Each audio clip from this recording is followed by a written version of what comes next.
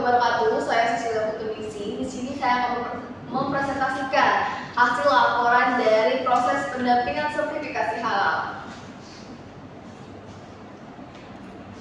Baik, Indonesia sebagai negara dengan mayoritas penduduk beragama Islam memiliki tingkat kebutuhan terhadap produk halal yang sangat tinggi. Pemerintah kemudian menerbitkan Undang-Undang Nomor 33 Tahun 2014 dan PP Nomor 39 Tahun 2021 sebagai dasar pelaksanaan sertifikasi halal nasional. Namun, masih banyak UMKM yang belum memahami alur sertifikasi halal, terutama terkait penggunaan sistem digital. Karena itu, skema self-declare dibuat untuk mempermudah UMK.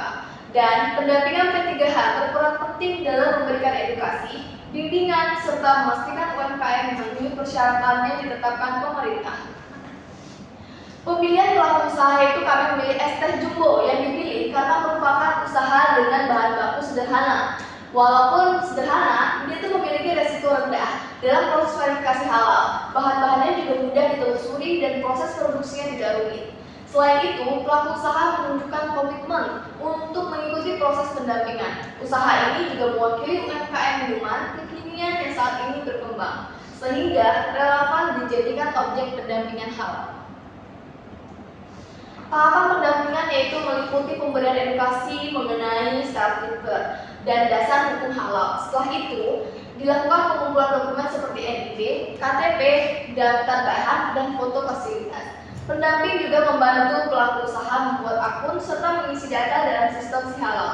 Verifikasi bahan dan fasilitas dilakukan untuk memastikan tidak ada risiko kontaminasi silang. Kunjungan lapangan kemudian dilakukan untuk memeriksa proses produksi secara langsung dan laporan pendamping disusun untuk disimpan ke LP3H hingga sertifikat halal diterbitkan. Kendala yang dihadapi yaitu selama pendampingan ditemui beberapa kendala seperti kesulitan login, terus mengunggah dokumen di aplikasi halal, kurangnya pemahaman terkait dokumen halal, serta keterbatasan waktu pelaku usaha. Nah, karena kesibukan reproduksi harian, selain itu pelaku usaha belum memahami standar penulisan dan penempatan model halal BPJPH. Kegagalan dalam sinkronisasi jadwal verifikasi lapangan juga menjadi tantangan tersendiri. Adapun strategi dan hasil pendampingan yaitu strategi penyelesaian, pendamping intensif dan tatap muka. Ya, di sini saya melakukan pendampingan secara langsung atau tatap muka, lalu membuat panduan dan checklist sederhana di HP saya sendiri atau mungkin di buku. Lalu melakukan simulasi praktik pengisian halal dan komunikasi aktif dengan LP3H. Setelah itu edukasi tambahan tentang label halal. Untuk hasil pendampingan tersendiri yaitu sertifikat halal telah berhasil saya terbitkan. Pelaku usaha juga memahami SKPH dan alur halal, lalu semua bahan baku tervalidasi. Fasilitas produksi memenuhi standar rendah resiko, label halal siap diterapkan pada banner dan kemasan. Nah, ini adalah gambar foto dari hasil waktu pembuatan laporan halal. Ibu ini adalah bernama Ibu Dora Mandasari. Dan ini adalah bukti bahwa saya telah lulus mengikuti pendamping proses produk halal dan ini sertifikat yang telah saya terbitkan. Lanjut.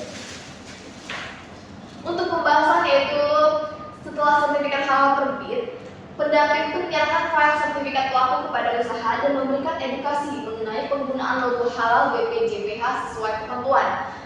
Saya juga memberikan saran perbaikan desain kemasan dan banner usaha agar lebih informatif dan sesuai dengan ketentuan halal. Selain itu, saya juga pentingnya menjaga konsistensi bahan dan proses produksi agar kehalalan produk tetap terjamin.